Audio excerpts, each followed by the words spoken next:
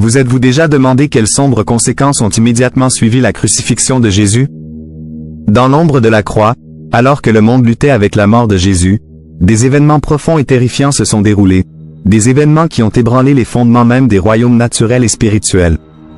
Aujourd'hui, nous plongerons dans les conséquences sombres et souvent négligées qui ont suivi la crucifixion du Christ, des événements marqués par des occurrences surnaturelles, des trahisons, et la souffrance de la communauté chrétienne primitive. Rejoignez-nous pour explorer ces récits profonds et engagez-vous avec nous en aimant cette vidéo et en vous abonnant à Chemin de Lumière, pour ne manquer aucun de nos futurs épisodes. Vos réflexions et interactions nourrissent notre communauté. Le tremblement de terre. Imaginez un monde où la terre elle-même réagit à la tragédie. Juste après que le dernier souffle de Jésus se soit échappé sur la croix, un événement spectaculaire se produit. Un tremblement de terre déchire le silence, secouant le sol sous les pieds de ceux qui assistent à cette scène bouleversante. Les roches se fissurent, comme si la nature elle-même craquait sous le poids de cet acte sombre. Ce phénomène n'est pas juste un simple acte de la nature. Selon les Écritures, ce tremblement de terre marque un moment de profonde signification. Il est vu comme la réponse de la création à la mort du Fils de Dieu. Pensez-y. Même les éléments inertes de la terre semblent réagir à la magnitude de la perte d'un être aussi divin. Ce bouleversement terrestre symbolise l'impact colossal du sacrifice de Jésus, résonnant à travers le cosmos comme un écho de sa souffrance et de son sacrifice ultime.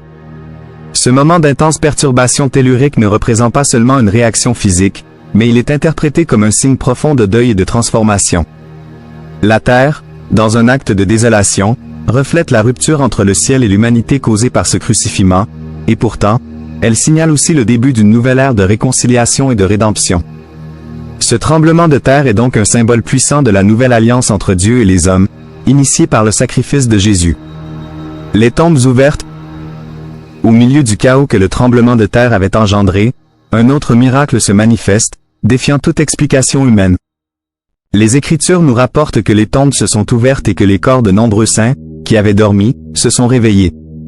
Ces figures saintes, ressuscitées d'entre les morts, ont commencé à apparaître à de nombreuses personnes à travers Jérusalem, témoignant de leur retour à la vie. Ce phénomène extraordinaire n'est pas seulement un acte isolé de résurrection. Il symbolise profondément la victoire de Jésus sur la mort elle-même. Ces résurrections servent de signe avant-coureur à ce que serait la propre résurrection de Jésus, qui allait suivre. Elles affirment de manière puissante que la mort, cet ennemi ultime de l'humanité, a été vaincue une fois pour toutes. Théologiquement, cet événement représente une confirmation manifeste de la nouvelle espérance que Jésus a apportée. Les croyants y voient une promesse tangible de la vie éternelle, une preuve que la mort n'est pas la fin, mais le passage à une nouvelle existence auprès de Dieu. En faisant revenir à la vie ses saints, Jésus ne montre pas seulement sa puissance, mais aussi sa volonté de restaurer la communion entre Dieu et ses fidèles, brisée depuis si longtemps. Ainsi, les tombes ouvertes et les saints ressuscités sont bien plus que des prodiges. Ils sont les garants d'une promesse divine, celle de la résurrection et de la vie éternelle offerte à tous ceux qui croient en lui. C'est un message de réconfort et de joie, un signal que le pouvoir de Dieu sur la mort est absolu et que l'espoir peut renaître même dans les moments les plus sombres. Le voile du temple déchiré. Dans le temple de Jérusalem, un autre signe prodigieux se manifeste, simultanément à la crucifixion de Jésus. Le voile du temple, cette grande étoffe qui séparait le Saint des Saints, l'espace le plus sacré du temple, du reste du sanctuaire, est soudainement déchiré de haut en bas. Ce voile n'était pas un simple tissu, mais un symbole puissant de la séparation entre Dieu et l'humanité, un rappel constant que l'accès à la présence divine était restreint et seulement permis aux grands prêtres, une fois par an, lors du jour du Yom Kippour.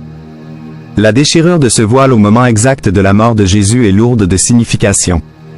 Elle symbolise la suppression radicale de la barrière qui séparait les hommes de Dieu. Par son sacrifice, Jésus ouvre un nouveau chemin direct vers le divin, accessible désormais à tous, sans distinction. Cette action divine montre que l'accès à la sainteté, auparavant réservé à une élite spirituelle sous strictes conditions, est maintenant ouvert à tous les croyants. Théologiquement, cet événement marque le début d'une nouvelle ère dans la relation entre Dieu et l'humanité.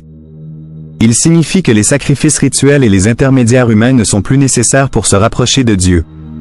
La mort de Jésus, en tant qu'ultime sacrifice, efface les anciennes dettes et purifie les péchés de l'humanité, permettant ainsi une relation directe et personnelle avec Dieu. En somme, la déchirure du voile est un symbole puissant de libération et de nouvelle alliance. Elle invite chaque croyant à entrer courageusement dans la présence de Dieu, assuré par la foi que l'accès leur est grand ouvert grâce au sacrifice ultime de Jésus. Ce geste divin brise littéralement les chaînes de l'ancien covenant et en inaugure un nouveau, fondé sur la grâce, l'amour et la miséricorde. Obscurité sur la terre. Alors que le voile du temple se déchirait, un autre phénomène mystérieux se produisait à l'extérieur. De midi à 3 heures de l'après-midi, au moment même où Jésus endurait ses dernières heures sur la croix, une obscurité inattendue enveloppait toute la terre. Ce n'était pas une éclipse ordinaire ni un phénomène météorologique connu, mais une manifestation surnaturelle qui coïncidait précisément avec la souffrance du Christ. Cette obscurité profonde pendant la crucifixion est interprétée par de nombreux théologiens et croyants comme un signe de deuil et de jugement divin. Elle symbolise le chagrin profond du ciel face à l'acte de crucifixion, une réaction à la fois à l'injustice subie par l'innocent et à la gravité du péché de l'humanité que ce sacrifice visait à expier.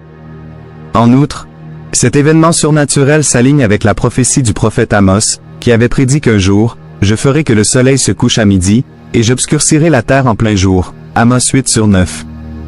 L'accomplissement de cette prophétie lors de la crucifixion renforce le message que la mort de Jésus était un acte prédéterminé et essentiel dans le plan divin pour la rédemption de l'humanité. L'obscurité qui a recouvert la terre pendant ces 3 heures souligne également la gravité de l'événement qui se déroulait.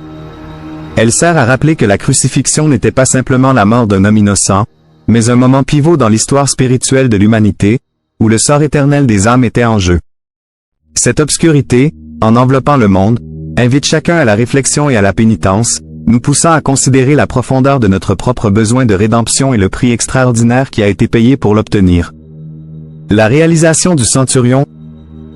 Parmi les témoins directs de ces phénomènes extraordinaires se trouvait un centurion romain, le soldat chargé de superviser l'exécution.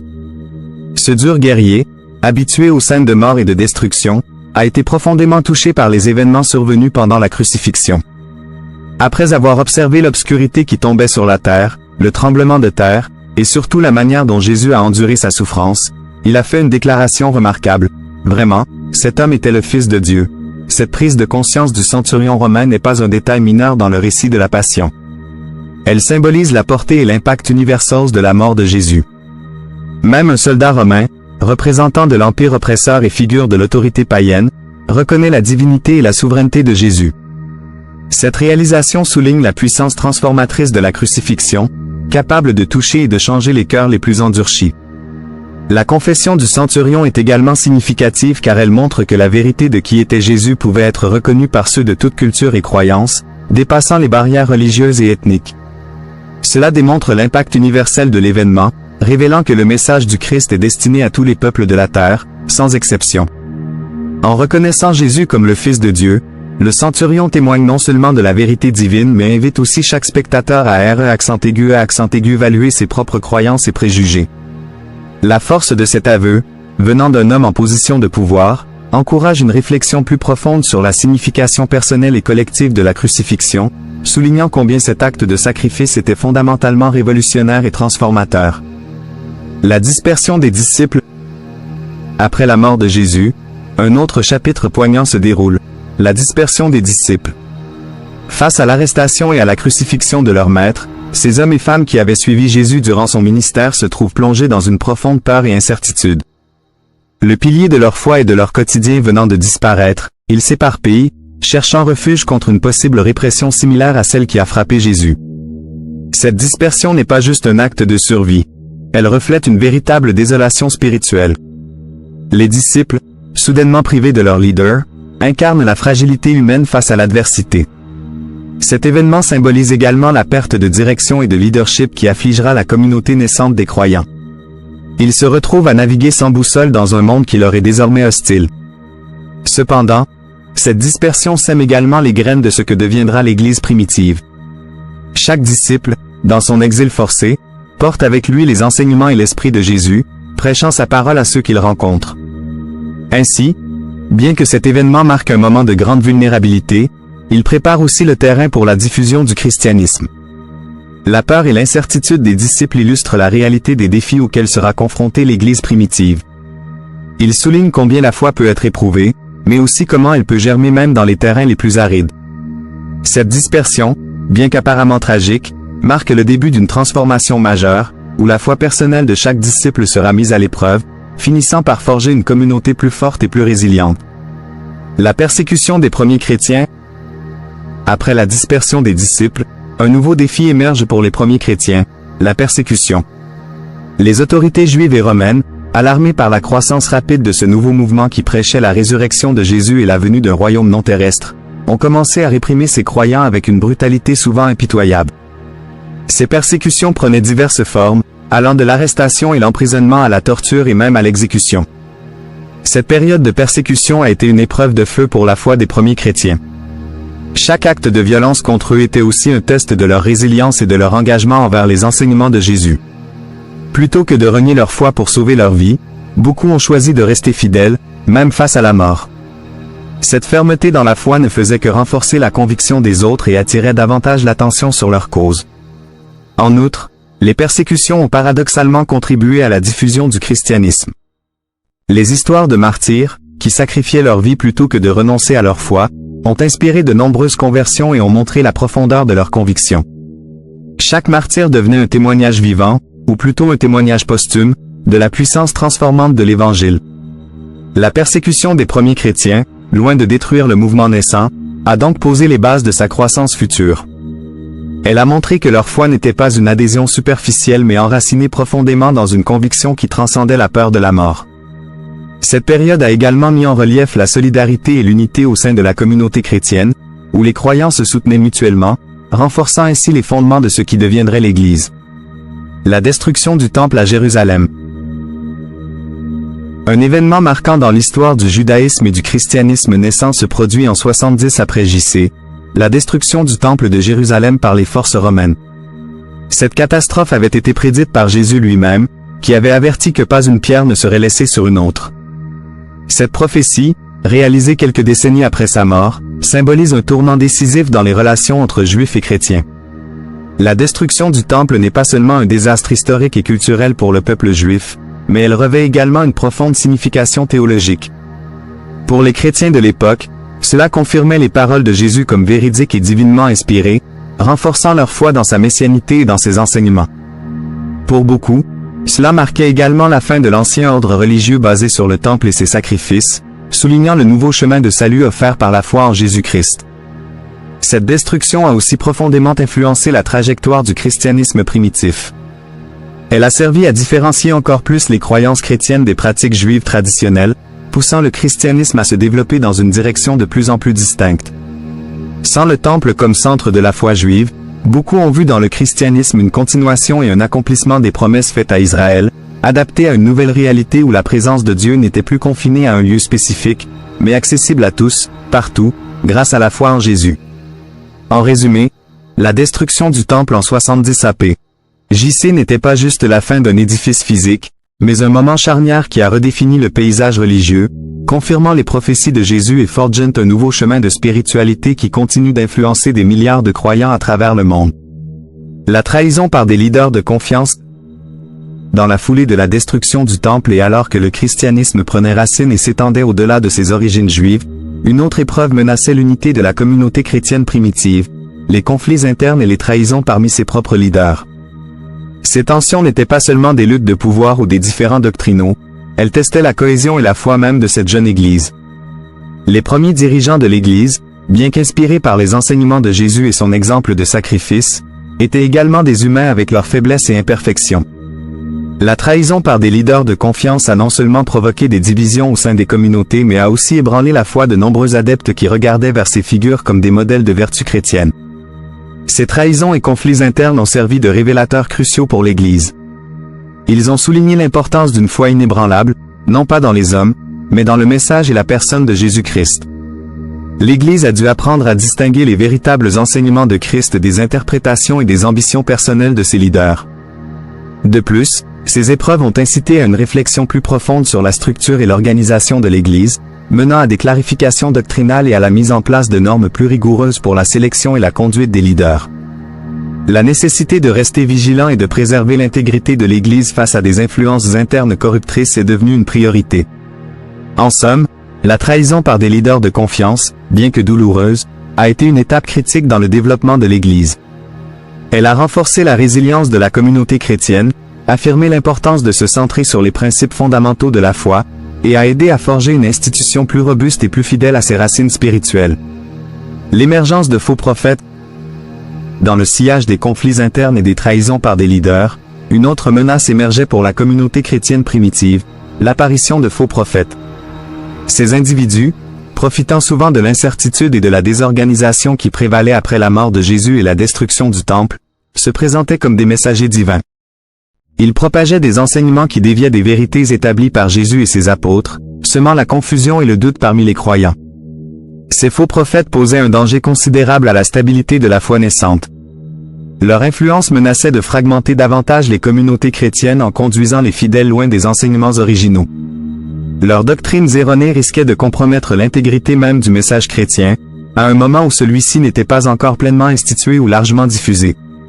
Face à cette menace, l'importance du discernement dans les affaires spirituelles devenait cruciale. Les premiers chrétiens devaient apprendre à identifier et à rejeter les faux enseignements, une compétence essentielle pour préserver la pureté de leur foi. Les écrits des apôtres, tels que ceux de Jean et Paul, mettent souvent en garde contre ces dangers, exhortant les fidèles à rester vigilants et à se référer constamment aux vérités qu'ils avaient reçues directement des témoins de la vie de Jésus. L'émergence de ces faux prophètes a ainsi forcé l'Église primitive à définir plus clairement ses doctrines et à renforcer la communication entre ces diverses branches, afin de maintenir une cohérence doctrinale. Cela a également souligné la nécessité d'une formation solide pour les leaders de l'Église, qui devaient être non seulement spirituellement matures mais aussi profondément ancrés dans la connaissance véritable des Écritures et des enseignements de Jésus. En définitive, bien que représentant un défi majeur, la présence de faux prophètes a contribué à catalyser l'organisation et la consolidation théologique de l'Église, affirmant ainsi son identité et sa mission dans le monde. Les guerres judéo-romaines. Les guerres judéo-romaines, une série de conflits dévastateurs entre le peuple juif et l'Empire romain, ont marqué un tournant dramatique pour le judaïsme ainsi que pour le christianisme naissant.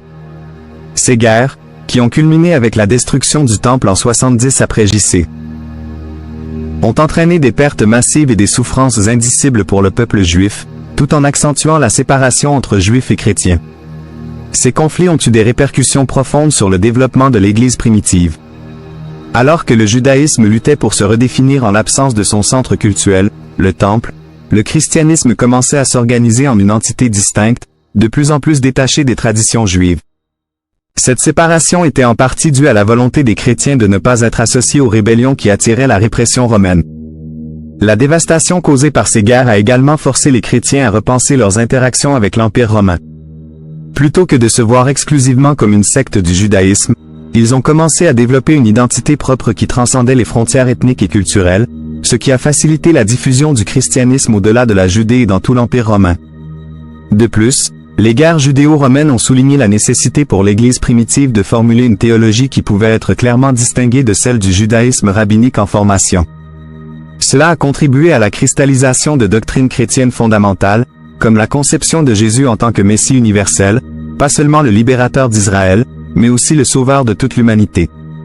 En conclusion, bien que tragiques, les guerres judéo-romaines ont été un catalyseur crucial qui a non seulement façonné l'identité distincte du christianisme mais a également posé les bases de son expansion future. Cette période de conflit et de transformation a ainsi joué un rôle déterminant dans la séparation du christianisme d'avec le judaïsme, définissant les contours d'une nouvelle communauté de foi qui allait s'étendre à l'ensemble du monde connu. Nous venons de parcourir un voyage à travers des moments cruciaux qui ont suivi la mort de Jésus, des phénomènes naturels extraordinaires aux transformations profondes au sein des premières communautés chrétiennes. Ces événements ont non seulement façonné l'histoire spirituelle mais continuent d'éclairer notre compréhension de la foi et de la résilience humaine. Les conséquences de la mort de Jésus ont été marquées par la souffrance et la perte, mais aussi par la foi et la résilience. En réfléchissant à ces événements, puissions-nous trouver l'inspiration pour affronter nos propres défis avec la même foi inébranlable. Si cette exploration vous a touché, je vous invite à aimer cette vidéo, à partager vos réflexions dans les commentaires, et bien sûr, à vous abonner à notre chaîne Chemin de Lumière, pour ne pas manquer nos futures discussions. Quels autres sujets souhaitez-vous explorer ensemble? Faites-le nous savoir dans les commentaires ci-dessous.